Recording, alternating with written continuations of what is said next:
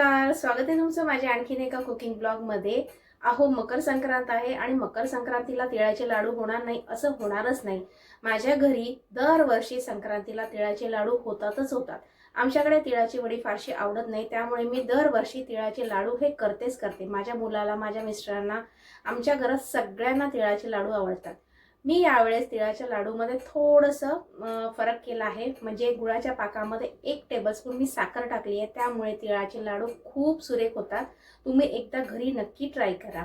चला तर बनवायला सुरुवात करूया। तिळाचे लाडू बनवायला घेऊया तर त्यासाठी लागणारं साहित्य मी इथे अर्धा किलो पांढरे तीळ घेतले आहेत। कपाने मोजायला गेला तर इथे 3.5 कप आणि वरतून 2 चमचे तीळ आहेत। हे तीळ मी 1 दिवस उन्हामध्ये स्वच्छ वाळवले आहेत आणि त्यानंतर स्वच्छ निवडून घेतले आहेत। त्यानंतर इथे मी गूळ घेतला आहे। हा चिकीचा गूळ आहे। लाडवासाठी आमच्याकडे चिकीचा गूळच वापरला जातो, तुम्ही साधा गूळ वापरला तरीही चालेल।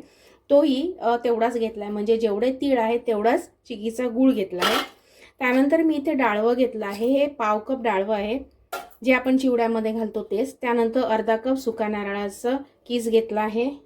त्यानंतर दाण्याचा कूट घेतला आहे, हा पाव कप आहे। तुम्ही शेंगदाणे थोडेसे भाजून दडदडीत असे खलबत्त्यावरती कुटले तरी चालतील, पण मला फारसे शेंगदाणे आवडत नाही म्हणून मी इथे असं दाण्याचा कूट घेतलाय। त्यानंतर आपल्याला लागणार आहे जायफळ आणि वेलची पूड। चला तर बनवायला सुरुवात करूया। आपल्याला सगळ्यात आधी हे तीळ भाजून घ्यायचे आहे, तर मी इथे जाडबुडाची कढई घेतली आहे।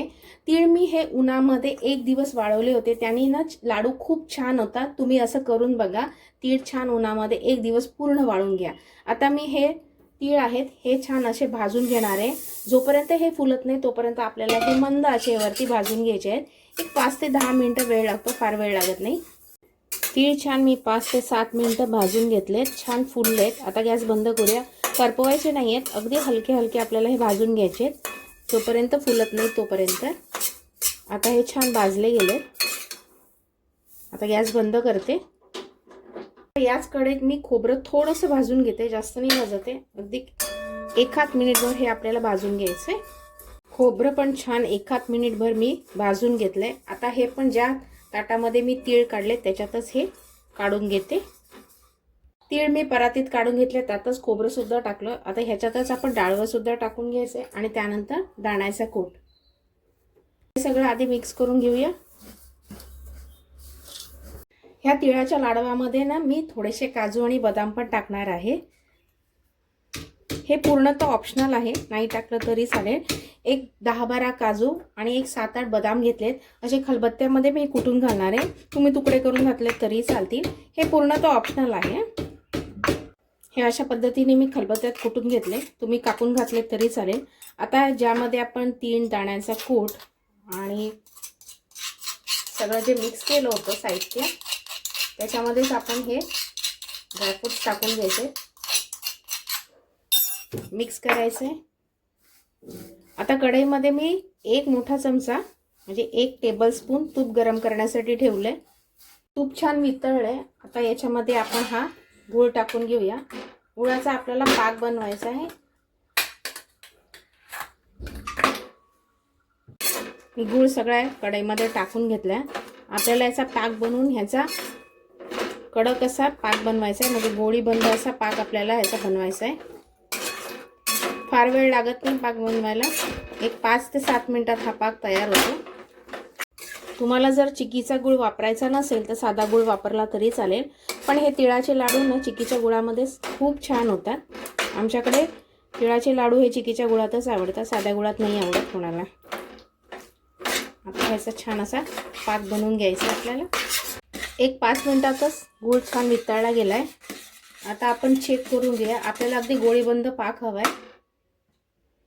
मी पाणी घेतले वाटीमध्ये, याच्यातला थोडासा पाक टाकून बघते।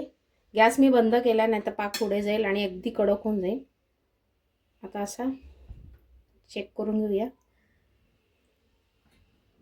गोळी होतीये आणि असा आवाज येतो का पाण्यामध्ये ते टाकून बघायचंय। आवाज येतोय म्हणजे याचा अर्थ आपला पाक तयार झालाय। मी गॅस बंद केलाय। आता जे आपण मिश्रण तयार केलं होतं ते सगळं आपण याच्यामध्ये टाकून घ्यायचंय, पण त्याआधी याच्यामध्ये वेलची पूड आणि जायफळ टाकून घ्यायचे, कारण का काय होतं मी नेहमीच जायफळ आणि वेलची पूड टाकायला विसरते, म्हणून मी आत्ताच याच्यामध्ये म्हणजे गुळाच्या पाकातच जायफळ आणि वेलची पूड टाकून घेते. पाव चमचा वेलची पूड. मी याच्यामध्ये 1 चमचा साखर सुद्धा घातली आहे. ती पूर्णतः ऑप्शनल आहे, पण तुम्ही घालून बघा, लाडू खूप छान होतात. पाक गरम आहे त्यामुळे साखर वितळली जाईल. आता याच्यामध्ये हे जायफळ किसून घालायचं आहे, 1 पाव चमचा. आता इथून पुढे आपल्याला काम पटपट करायचं आहे. आता हे सगळं मिश्रण आहे आपण याच्यामध्ये टाकून घ्यायचं आहे. मिक्स करायचं. गॅस मी बंदच ठेवलाय. छान मिक्स करून घ्यायचं आहे. हात जरा पटपट चालवायचे, नाहीतर पाक कडक होऊन जाईल आणि मिश्रण मिक्स होणार नाही. मिश्रण छान मिक्स झालंय. आता हाताला तूप लावायचं आहे आणि किती साईजचे तुम्हाला लाडू वळायचे तेवढ्या आकाराने तुम्ही हे लाडू वळून घेऊ शकता. मी फार छोटे पण नाही आणि फार मोठे पण नाही, म्हणजे एका घासात खाता येतील एवढेच मी लाडू बनवणार आहे. एवढ्या साईजचा मी एक लाडू बनवते. अगदी छोटे छोटे, खायला पण छान लागतात.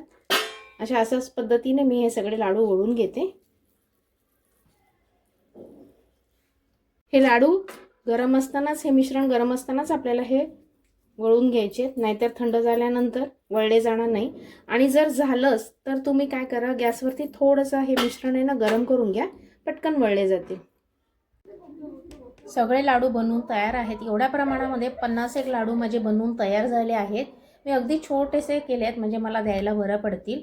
जर तुम्ही मोठे केले तर याच्यापेक्षा कमी होतील, छोटे केले तर 50 लाडू तयार होतील. तुम्ही बघू शकता किती सुरेख लाडू दिसत आहे. खायलाही खूप टेस्टी लागतात.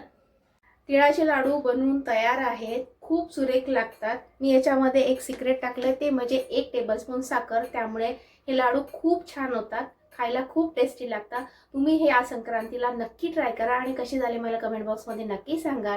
जर तुम्हाला माझे कुकिंग ब्लॉग आवडत असेल तर लाईक नक्की करा. पुन्हा भेटू अशा छानशा कुकिंग ब्लॉग बरोबर. तोपर्यंत धन्यवाद आणि सगळ्यांना मकर संक्रांतीच्या खूप खूप शुभेच्छा.